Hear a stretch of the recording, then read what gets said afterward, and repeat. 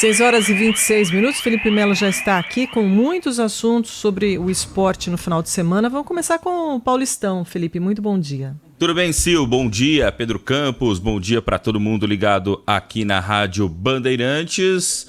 Vamos começar com o Campeonato Paulista, porque o Corinthians se complicou no Paulistão. O Timão ontem perdeu a sua partida jogando em casa na Neoquímica Arena para mais de 40 mil torcedores. Vinha numa sequência muito positiva no Campeonato Paulista, de jogos sem derrota. Aliás, foi a primeira derrota do novo treinador, do Antônio Oliveira, mas foi no momento em que o Corinthians não podia perder, porque a classificação agora ficou muito complicada para o Corinthians para a próxima fase. O Timão tem 10 pontos na tabela de classificação do Campeonato Paulista.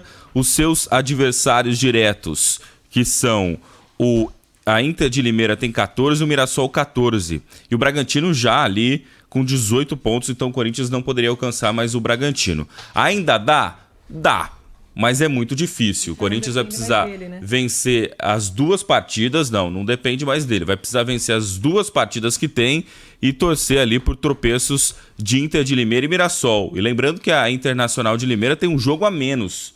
O jogo que vai acontecer nesse meio de semana contra a equipe do São Paulo. Então, um vacilo. Eu estava acompanhando a partida e vi que o Corinthians jogou bem, mas não venceu. Perdeu muitas oportunidades, teve bola na trave, o goleiro da Ponte fez defesas importantes e tal. Então não adianta jogar bem se não fizer gol, né? Então o Corinthians ficou bem difícil, provavelmente não vai se classificar para a fase de mata-mata. Já o São Paulo, ele empatou com o Guarani, que é o pior time do campeonato, um dos piores, né, junto com o Santo André e com o Ituano. O jogo foi lá em Campinas, São Paulo saiu na frente, mas cedeu o empate. Um resultado que recoloca o São Paulo na zona de classificação, mas que também tem um alerta ali. O São Bernardo e o São Paulo estão com 15 pontos e o Novo Horizontino com 18 pontos. São os três times da chave que lutam por classificação. Tudo em aberto. O São Paulo tem um jogo a menos que o São Bernardo. Vai jogar nesse meio de semana contra a Inter de Limeira, que é um time que vem fazendo um grande campeonato paulista. Deve ser um jogo complicado. O jogo vai ser lá em Brasília. A Internacional vendeu o jogo, né, o mando de campo, para ganhar uma grana. Então o jogo não vai ser aqui na cidade de Limeira, no interior paulista, não. Vai ser na cidade de Brasília. Então o São Paulo joga nesse meio de semana. A situação do São Paulo para classificação só depende dele, diferente do Corinthians. Mas o São Paulo não vence há 4 jogos. Ontem, após o empate por 1-1 contra o Guarani, vem numa sequência negativa de resultados. Já o Santos, que linda festa o torcedor do Santos fez ontem no Morumbi.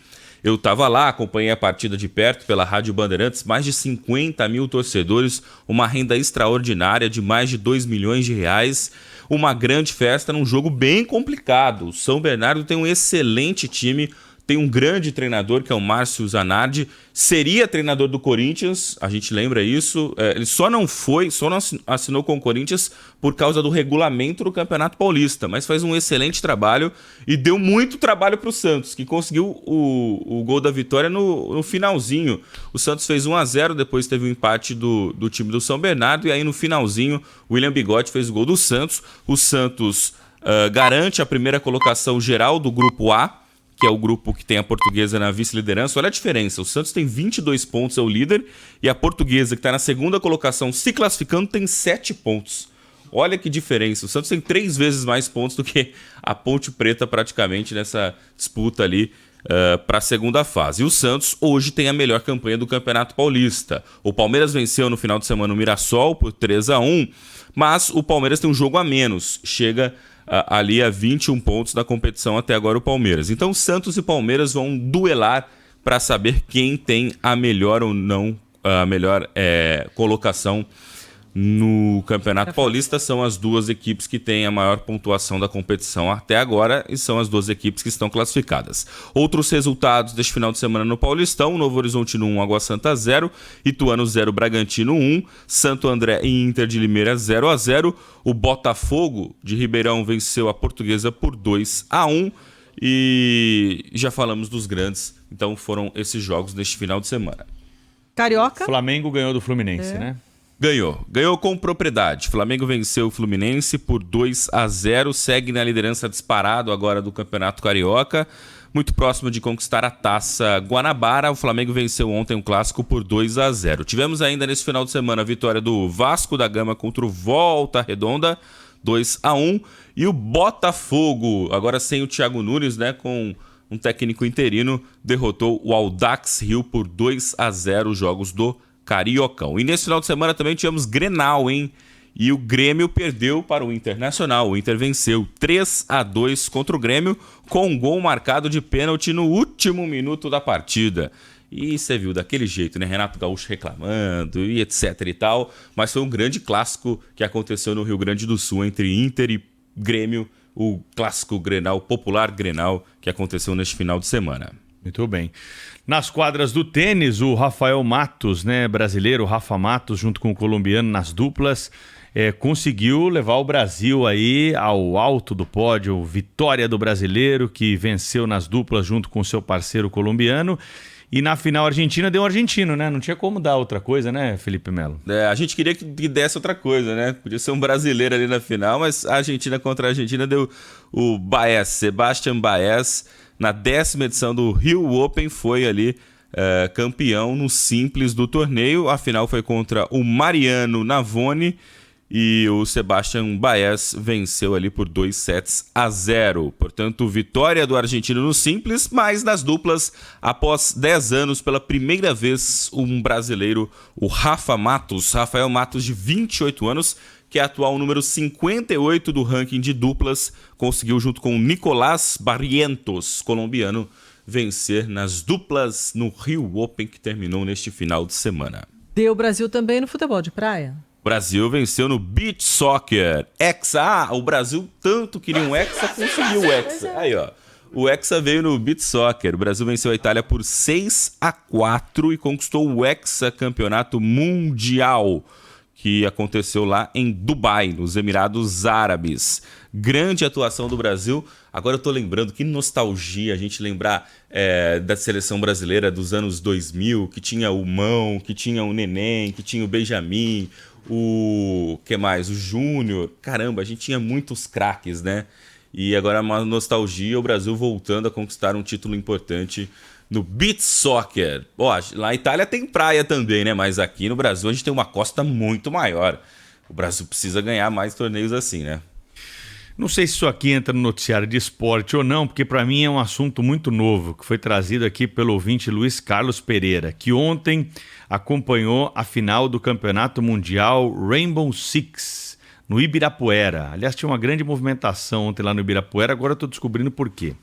A vitória, me perdoe aqui se eu falar errado, hein, se não for assim que se lê, é W7M, né? Deve ser isso. Mais de 5 horas de jogo. Ele e o filho Nicolas estiveram lá no sábado e no domingo. É um jogo de computador.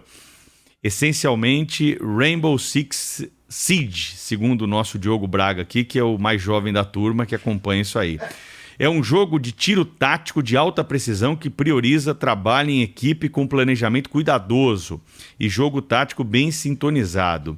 Desde o lançamento em 2015, o jogo se expandiu com mapas, novos agentes, armas e eventos sazonais temáticos. Então, tá aqui a informação do Luiz Carlos Pereira, para a molecada que acompanha o Pulo do Gato indo para a escola, a respeito desse evento que aconteceu ontem em São Paulo. Se é esporte, não sei, né? Mas que dá uma grana tremenda para os participantes. Agora diz que tem que ter uma preparação física para aguentar tantas horas jogando também em frente ao computador, né, Felipe? Com certeza. E olha, a gente esqueceu de um fato importante no esporte que aconteceu neste final de semana. Como a gente foi esquecer? A luta entre Bambam e Popó. A Silvana já falou no capítulo já falou? dela aqui, no quadro dela de assuntos aleatórios. Falou. Não, mas isso é esporte, hein? É esporte. O Bambam, campeão do Big Brother Brasil, primeira edição, foi desafiar o super campeão de boxe, Popó. Se bem que essa aí tem que entrar nas notícias econômicas, né? Porque ele vai ganhar mais do que ele ganhou no BBB, né? E mais do que o Popó, por causa dos anunciantes. Mas assim, ele durou 36 segundos, né? Parecia rodeio, Mas né? vocês Quando você viram, sobe a no luta, touro ele ali. não se protegia, né, o Bambam? Mas aberto, assim. ele não era profissional, sem né, tática, Silvânia? Técnica nenhuma, O Bambam, se você olhar pro Bambam hoje, você olha pra ele e você fala assim, o cara é forte, ninguém vai querer brigar com o Bambam na rua. Emagreceu não sei quantos quilos lá, mais de Ele tava 10 com 80 quilos, né? Tava 80. com 100 e pouco. 7 quilos pra... de diferença do 90, Popó. Eu acho que foi assim, isso, Agora o Popó deu uma nele ali que ele já caiu doido, na duro. primeira, pum. E agora tem um detalhe. Sabe o Naldo Beni, o cantor? O Naldo Beni? Que vive cheio de polêmicas ali. O pessoal brinca que o Naldo gosta de tirar uma lá, que ele conta umas lorotas e tal. Diz que o Naldo agora desafiou o Bambam. Só que o Naldo cobra um cachê de 600 mil reais pra ali desafiar o Bambam. Eu, por 600 mil, fico 30 segundos ali pra tomar um soco na cara. Não, acho que não vale a pena? Acho que vale, hein, Pedro? Depende, hein? Depende. Felipe, do o que é profissional mesmo é a Fórmula 1, que nós vamos acompanhar mais uma temporada na tela da Band, que vai começar no próximo fim de semana.